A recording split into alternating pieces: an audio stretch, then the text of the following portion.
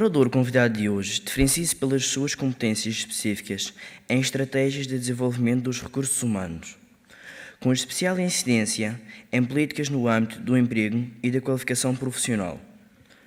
Numa abordagem prospectiva, Rui Betancourt tem trabalhado no desenvolvimento de ferramentas de análise, elaboração e condução de políticas educativas para a empregabilidade, como estratégias centrais para uma nova geração de políticas de emprego. Tendo sido diretor regional do Trabalho e Qualificação Profissional no Governo Regional dos Açores durante 15 anos, o seu percurso abarca diferentes e elevados níveis de responsabilidade na gestão do Fundo Social Europeu e do Programa de Mobilidade Eurodisseia. Desde novembro de 2013, é diretor territorial e líder de projetos no Conselho Regional de Île-de-France, em Paris. Com base na sua experiência de mais de 900 intervenções públicas, parte das quais editadas em diversas publicações, convido o conferencista Rui Betancourt a partilhar connosco as suas reflexões.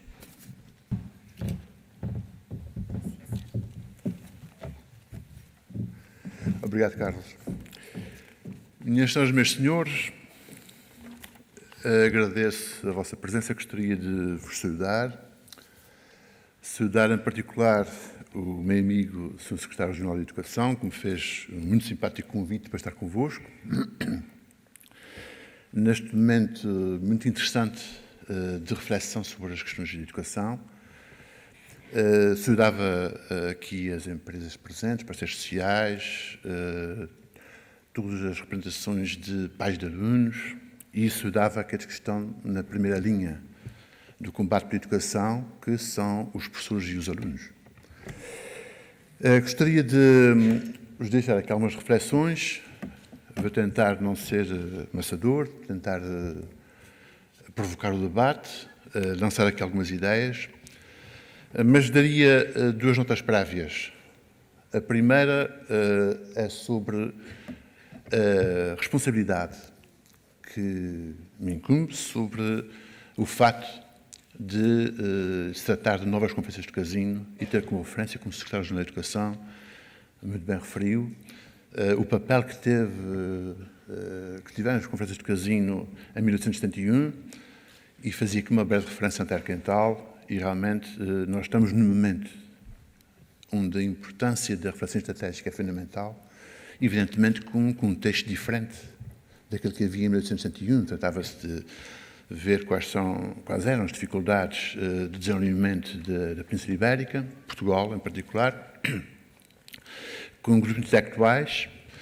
Trata-se agora de ver uma dificuldade muito particular de educação, eu quero sublinhar, no mundo muito aberto, a dificuldade que não é só portuguesa, madeirense nem açoriana, mas é uma dificuldade um pouco global também.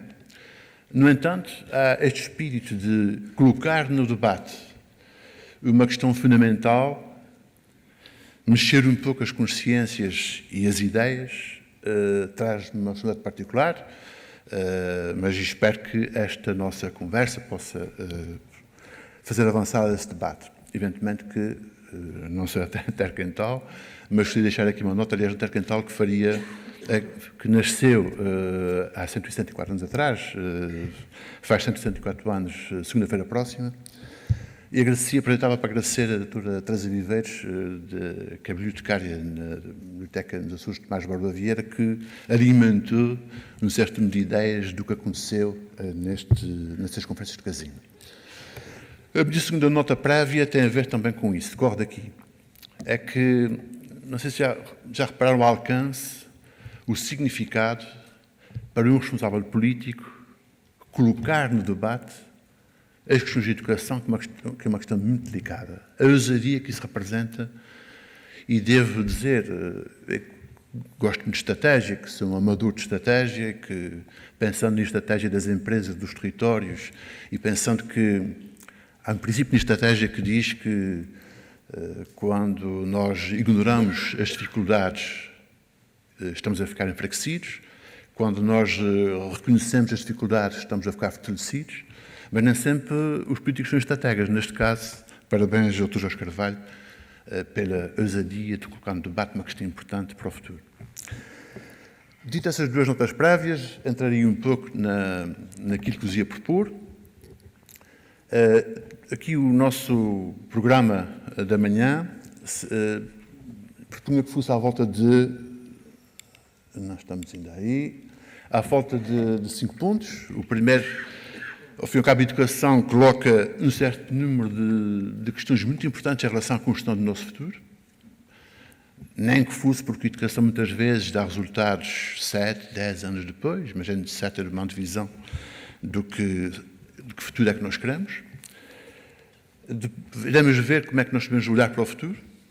Seria interessante nós trocarmos aqui algumas ideias sobre essa abordagem de futuro, para não ficarmos nas considerações genéricas.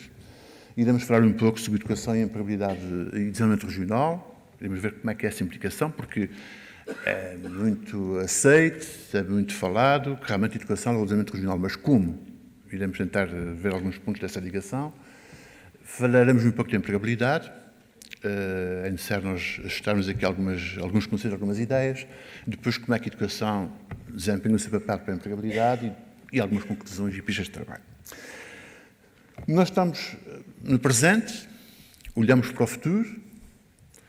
Iria apresentar os 5 próximos diapositivos, no qual é uma coisa muito extremamente curiosa, que é para conhecido, como foi-se dito por um perspectivista, o papa da perspectiva estratégica atual, que é o Michel Baudet, um amigo que me cedeu estes diapositivos, muito simpaticamente.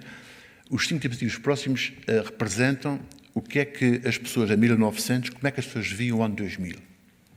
E, portanto, houve alguém, em 1900, que desenhou um certo número de temas de sociedade, como é que seria no ano 2000. Então, no ano 2000, lá em casa seria assim, evidentemente, assim. Havia uma máquina que fazia limpeza, evidentemente que, em 1900, as pessoas estavam extremamente condicionadas pela visão mecanicista, foi a altura que se inventou o automóvel, o avião, a eletricidade, e as coisas não evoluíram dessa maneira. Não evoluíram bem dessa maneira. Depois, em 1900, pensava-se que os transportes numa cidade seria isto, um aerocab. Evidentemente que não evoluiu assim. Sempre as questões tecnológicas como fundamental, sobreavaliadas, como se fosse o fundamental de uma evolução. Depois, ainda ontem, a passear no Funchal, em Paris, em Ponte Delgada, nunca encontrei loja assim. Evidentemente, havia a ideia de chegar a uma parede das Unidas e faz o fato. Ninguém pensou que a organização de trabalho no ponto a vestir seria outra. O ponto a vestir teria outro espírito. Em 1900 pensava-se que se escrevia um livro assim, ditava-se... E, sobretudo, aquela que adoro e que peço aos professores dos alunos aqui presentes que não salta da cadeira, a como é que em 1900 se via como seria a escola no ano 2000. No ano 2000 a escola seria assim. Evidentemente que não é. Há aqui uma ideia interessante, é que às vezes a tecnologia, nós temos às vezes, pensamos que a tecnologia vai ter mais influência do que tem. Eu tenho um amigo, sociólogo de educação, que é o Bernard Lietard, que tem o hábito de dizer, um velho amigo, que é o pai da avaliação de competências, do conhecimento e avaliação de competências, tem o hábito de dizer a educação não é uma questão de high-tech, é uma questão de high-touch. A educação não é uma questão de alta tecnologia, é uma questão de alto contato. E, evidentemente, aqui enganaram-se porque se valorizaram também a tecnologia como se fosse a eletricidade a entrar pela cabeça dos alunos, evidentemente que não é assim. Como vê, o futuro, afinal, não se adivinha bem, não se pode adivinhar. Iria apresentar 2 figuras interessantes e depois passaria a outro ponto. Aqui, vejam o que acontece em 100 anos, que ninguém imagina que possa acontecer. E vejam a diferença numa pequena cidade de província francesa, durante a Primeira Guerra Mundial, em 1916, como é que eram os táxis. Eram umas carroças com os cães a puxar. Evidentemente, todos os táxis franceses tinham sido requisitos para a guerra, para a Primeira Guerra. Imagina, numa rua aqui ao lado, 100 anos depois, como é que foi a evolução. Era inimaginável para as pessoas da época encontrar isto. A questão inverter-se.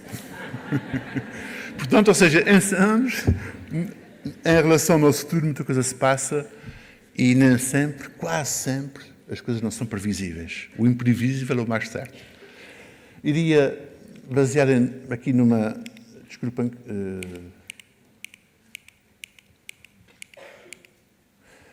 Iria dizer-vos que, quando olhamos para uma bola de cristal para tentar definir o futuro, não conseguimos. Evidentemente, o futuro não chega a lado nenhum. O futuro não se prevê, como dizia Maurice Blondel, que era um filósofo, o futuro não se prevê, prepara-se. E esta primeira ideia dá-nos o quadro de reflexão e de ação das questões educativas. A educação estando na preparação do futuro, mas desde que tenhamos a ideia que o futuro não se prevê, prepara-se precisamente e prepara-se para a educação. A segunda ideia em relação à construção do futuro é do Gaston Berger, que é o pai da perspectiva estratégica, nos anos 60, 1960, dizia que o futuro é fruto da ação, da necessidade de determinação. Ainda ontem, a passear no Funchal, lembrei-me de uma figura pública relevante, certamente, se calhar, porventura, a mais relevante do século XX, que é Winston Churchill, que gostava da Madeira, que vinha para a Madeira pintar, que condensa essas três questões. Ninguém mais que Churchill era determinado. Ele é de tal maneira determinado que até dizia que a história falará bem de mim porque eu tinha intenção de escrevê-la. Isso é extraordinário, com determinação. Foi o homem que, em maio de 1940, aguentou sozinho as dificuldades da guerra, sozinho. Grande determinação, mas também ele nasceu da necessidade, se não houvesse a Segunda Guerra, se não houvesse aquele contexto de grande necessidade de ter um homem à altura das circunstâncias, nunca teria sido primeiro-ministro. Mas também do acaso. Até um livro extraordinário, conta vários episódios da vida dele, que ele escreveu nos anos 20. E conta um dos episódios, por exemplo, é que durante a Primeira Guerra estava numa trincheira e todos os dias, ao meio-dia, entre o meio-dia e uma, tinha um hábito que metia-se num cantinho da trincheira e escrevia os seus artigos para o jornal inglês. Era um hábito que ele tinha, claro, com o seu copo de whisky, evidentemente.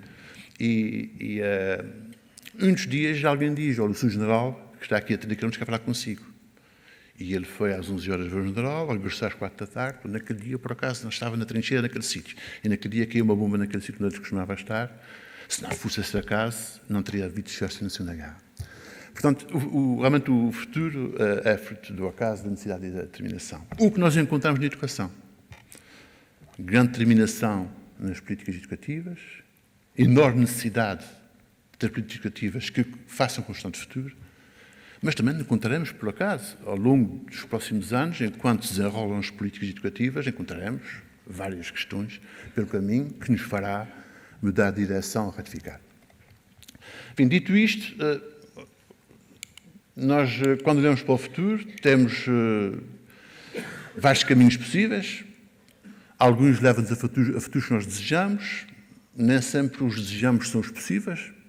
E o que seria interessante é nós tentarmos caminhar, vislumbrando os futuros possíveis e desejáveis, o que no calão dos perspectivistas se diz os futuríveis, a contração de futuros possíveis. E a questão que se coloca é, afinal, que papel desejamos que a educação desempenhe para atingir o futuro que nós queremos.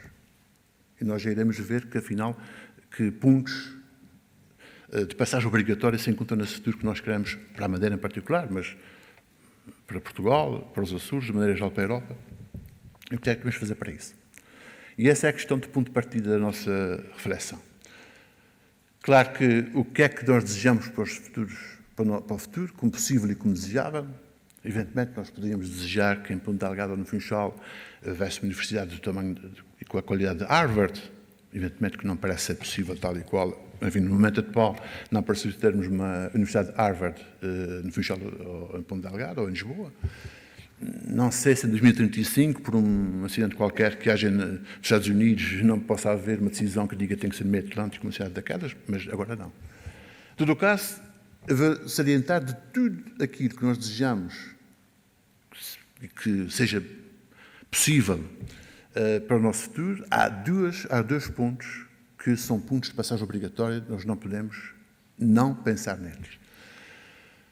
O primeiro é as questões de andamento regional, e a questão que se coloca é, de novo, desculpem, aqui eu tenho os dedos um pouco sensíveis.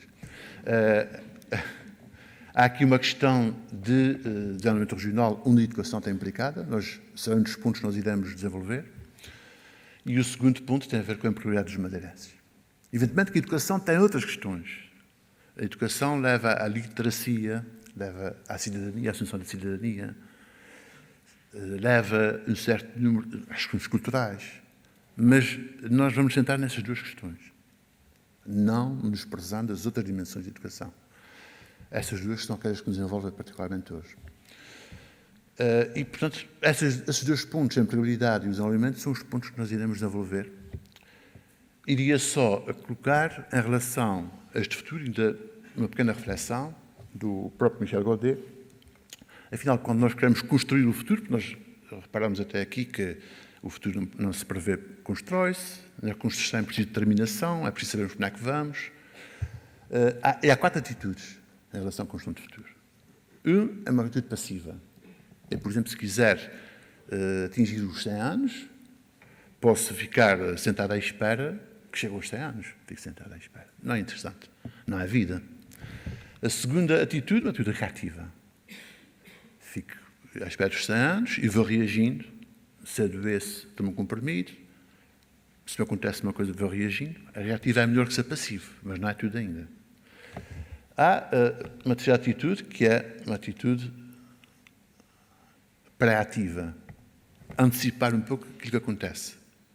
É uma das grandes questões que se coloca à educação, por exemplo, que é tentar formar antecipadamente para as necessidades do mercado de emprego que vão chegar. Mas não é tudo. Porque há uma quarta atitude que é mais interessante, que é a atitude proativa. A atitude proativa é fazer com que as coisas aconteçam agindo. É a ação para desencadear ou para provocar aquilo que queremos que aconteça. A educação está em pleno. A educação está em pleno entre a proatividade e a pré-atividade. Está entre a reação àquilo que vai acontecer, previsivelmente, e, sobretudo, que é um papel que é o mais interessante, mais difícil, é verdade que é difícil, que é termos uma visão daquilo que queremos e agir para que aquilo aconteça.